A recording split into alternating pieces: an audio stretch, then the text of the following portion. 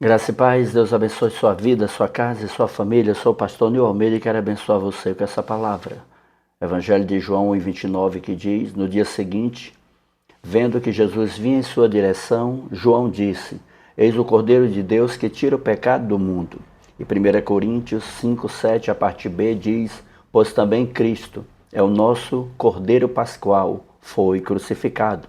Quero falar sobre os benefícios da Páscoa. Quando nós falamos de Páscoa, há uma Páscoa verdadeira, que não tem nada a ver com a comercial, né? Que essa é a Páscoa que a grande maioria das pessoas utiliza. Nós precisamos entender que Jesus, ele é o Cordeiro Pascal, e dentro desse entendimento, a Páscoa que hoje é celebrada, né, e de diversas formas, né, não pode faltar o vinho, não pode faltar o peixe, não pode faltar o chocolate, né, o ovo de chocolate, o coelho, enfim. Diante desse cenário, quantas pessoas, né, elas não entendem, né, o significado profundo e verdadeiro, né, da Páscoa. No entanto, irmãos, é interessante que a palavra Páscoa, ela revela que não tem nada a ver com coelho, não tem nada a ver com ovos, não tem nada a ver com chocolate, mas tem tudo a ver com libertação, com derramamento de sangue, com a redenção, né? E acima de tudo, com um cordeiro que foi entregue por nós, que foi imolado, que foi sacrificado por nós. Então, nessa ministração é interessante você ficar atento, porque você vai entender o verdadeiro sentido, o sentido original da Páscoa, como ela aponta para o Senhor Jesus Cristo, né? E nós temos isso baseado nas Escrituras. Então, a primeira coisa que nós temos que entender é o significado da palavra Páscoa, né? Então, a palavra Páscoa, ela vem do hebraico e ela significa pesar, ou seja, passar por cima. Não só isso, poupar, mas também ela significa proteger. A Páscoa, biblicamente falando, ela é uma memória, um memorial da noite que Deus poupou Israel da morte do seu primogênito. Então, a Páscoa, primeiro, ela é libertação, né? Como eu já falei, Israel estava 430 anos aproximadamente presos, né, no Egito por Faraó, então estava em escravidão, e a Páscoa, ela é o começo, né, de uma nova vida, de um novo tempo, de um novo destino. Ou seja, Deus, ele não só tira, né, o povo da escravidão, mas também do engano, do pecado. E Cristo é parceiro direto, né, nesse plano de Deus. A Páscoa também, queridos, ele é o julgamento poupado. Quando nós falamos de Páscoa, Êxodo 12:13 diz: quando eu vir o sangue, né, passarei por cima. Ou seja, Deus estabeleceu 10 pragas, e essas 10 pragas, elas eram totalmente voltadas, elas tinham o objetivo, né, de envergonhar cada um dos deuses do Egito. Então isso, né, mostrava a soberania de Deus, e que Deus, ele é todo, né, todo majestoso, glorioso, soberano e santo. Então não há outro Deus como o nosso Deus.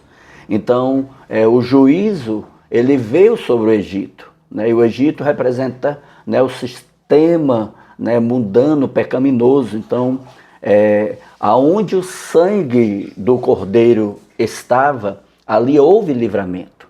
Então, assim, hoje o sangue do Cordeiro está sobre nós, e também há livramento do juízo de Deus sobre as nossas vidas. Terceiro ponto é que a Páscoa, ela é um memorial eterno. Não se esqueça disso. Êxodo 12:14 diz: este dia será para vocês por memorial. Ou seja, é para ser lembrado com temor, para ser lembrado com alegria, lembrar de que Deus fez, né? E isso precisa gerar no nosso coração mais fé, gratidão. Por quê? Porque Deus ainda faz e Deus ainda fará por nós. Louvado seja Deus. Irmãos, a Páscoa, ela é também algo tão importante, por quê? Porque não é sobre só o povo sair do Egito, mas acima de tudo é sobre Deus entrar na nossa história. Então, quando nós temos um encontro com Jesus, nós nos reconciliamos com Deus. Ele passa a ser agora o nosso Pai, Ele nos adota, e a nossa filiação agora, ela é real, né? Ela é original, né? E por isso nós passamos a ter vários privilégios espirituais. O segundo ponto é que Jesus como Cordeiro Pascual, ou seja, a Páscoa, né, ela é um cumprimento, né? Jesus cumpriu um objetivo, né, uma missão. Paulo aqui declara em 1 Coríntios 5:7, né, Cristo, o nosso Cordeiro Pascual, foi sacrificado. Queridos, tudo que aconteceu em Êxodo 12, né, é interessante você ler Êxodo 12 para você entender, né, aponta para Jesus. Jesus é o Cordeiro de Deus, como disse João, né, que tira o pecado do mundo. Então, o primeiro ponto é que um cordeiro, né, Jesus é um cordeiro sem defeito. Por que ele é sem defeito? Porque em Êxodo 12:5, lá diz que o cordeiro devia ser macho de 1 ano, sem defeito. Por quê? Porque Jesus Cristo, ele é santo, porque Jesus, ele é perfeito, e Jesus, ele é sem pecado. Por isso que o cordeiro era sem defeito, né? Era um cordeiro, né, perfeito. Jesus é o Cordeiro de Deus perfeito, né, para as nossas vidas. Louvado seja o nome do Senhor. Então, 1 Pedro 1:18-19, Pedro diz assim: sabendo que não foi por coisas corruptíveis, como a prata e o ouro, que foste resgatado da vossa vã maneira de viver, por tradição, recebeste dos vossos pais, mas pelo precioso sangue de Cristo, como de um cordeiro imaculado. Louvado seja Deus. Então, a nossa salvação, ela não se baseia na nossa própria justiça. Não tem nada a ver conosco. É apesar de nós, apesar do nosso erro, da nossa falha, dos nossos pecados, essa é uma obra de Cristo. Mas na perfeição de Jesus Cristo. Aleluia. O Cordeiro de Deus que de fato tira o pecado do mundo. É aquele que remove a culpa. É aquele que nos justifica. Louvado seja Deus. O segundo ponto é a importância do sangue, porque o sangue livra da morte, né? Lá em Êxodo 12:7 é interessante, né? O sangue nos umbrais, né, dava a Israel esse livramento, ou seja, o sangue da cruz salva o pecador arrependido que crê segundo as Escrituras. E quando a gente compreende essa verdade, quando a gente compreende, né, essa revelação de que o sangue de Jesus nos purifica de todo o pecado, né, ele também nos livra da morte pelo poder do seu sangue. Efésios 1:7, Paulo diz: nele temos a redenção pelo seu sangue, a remissão dos pecados, segundo as riquezas da sua graça. Querido, onde o sangue está, há livramento do juízo de Deus. Louvado seja Deus. O terceiro ponto é que a morte, ela foi uma morte substitutiva, ou seja, o cordeiro morreu para que o primogênito pudesse viver. Então, Cristo morreu para nós vivermos por meio da sua graça e da sua fé. Então, a morte de Cristo nos traz vida, né? Zoe, a vida de Deus em nós. 2 Coríntios 5:21, Paulo diz: aquele que não conheceu o pecado, Deus o fez pecado por nós, para que nele fôssemos feitos justiça. E Efésios 2:8-9 diz: porque pela graça sois salvos, mediante a fé, e isso não vem de vocês, é dom de Deus, não de obras, para que ninguém se glorie. Louvado seja Deus. Então, aí cai por terra, né, todo o ensinamento de que pelas obras as pessoas vão alcançar algo favorável diante de Deus. Na verdade, não.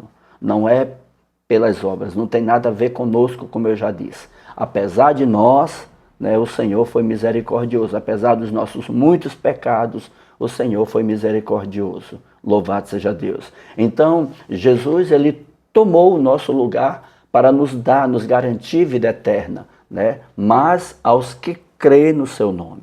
E crer significa conhecer, obedecer e praticar. Não se esqueça disso. É uma fé viva, uma fé prática, uma fé ativada, segundo as Escrituras e não segundo as religiões. Queridos, no Antigo Testamento o Cordeiro salvava os que estavam na casa.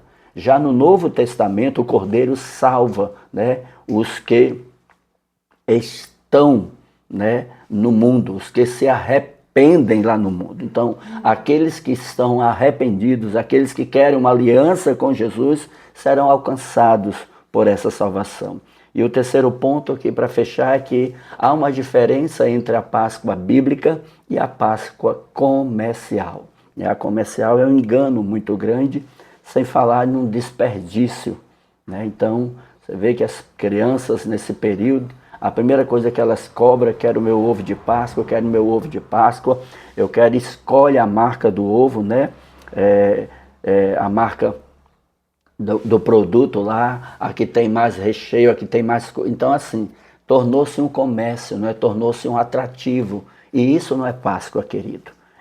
Isso é comércio, né? Isso é capitalismo, isso é consumismo, mas não é Páscoa. Então vamos ver. A primeira diferença é que a Páscoa comercial fala de consumo e a Páscoa bíblica fala de redenção e de salvação.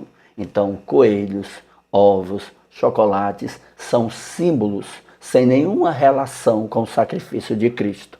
A Páscoa comercial celebra fantasia, mas a bíblica celebra a vida, a salvação. Louvado seja Deus.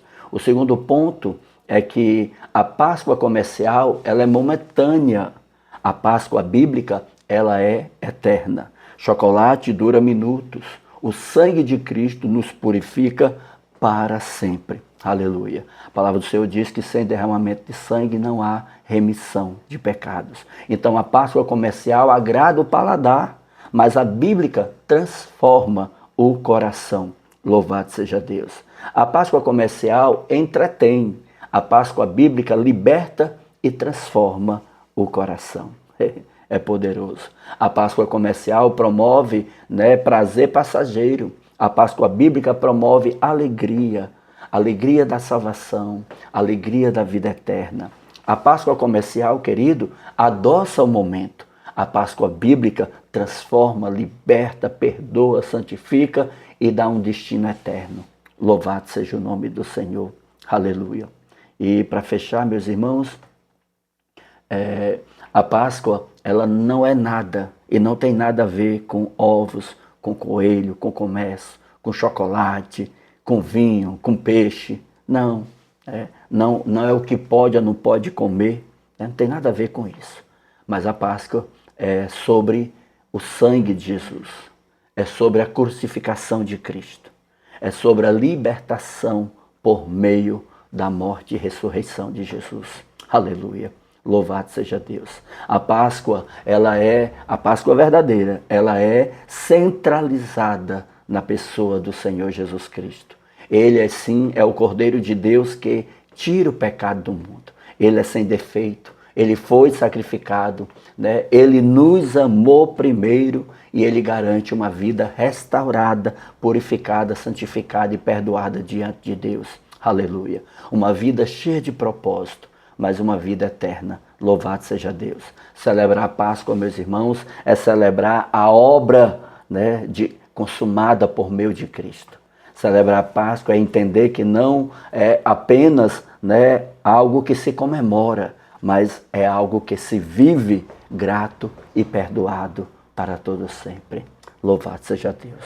Pai, em nome de Jesus, eu oro, abençoo sua vida, declaro sobre você a bênção do Senhor. Declaro sobre você a graça do Senhor. Que a mão do Eterno te guarde, te abençoe e te proteja. Que nesse tempo de Páscoa você possa refletir sobre Jesus, sobre a sua obra, sobre o seu amor e sobre o seu perdão. Que o Senhor nos abençoe em nome de Jesus. E não se esqueça, há um Deus nos céus olhando para você, há um Deus nos céus preocupado com você e há um Deus nos céus que ama você. Deus te abençoe, que a graça do Senhor seja sobre a sua vida, compartilhe com quem você ama, deixe um comentário. E para você, o que é Páscoa?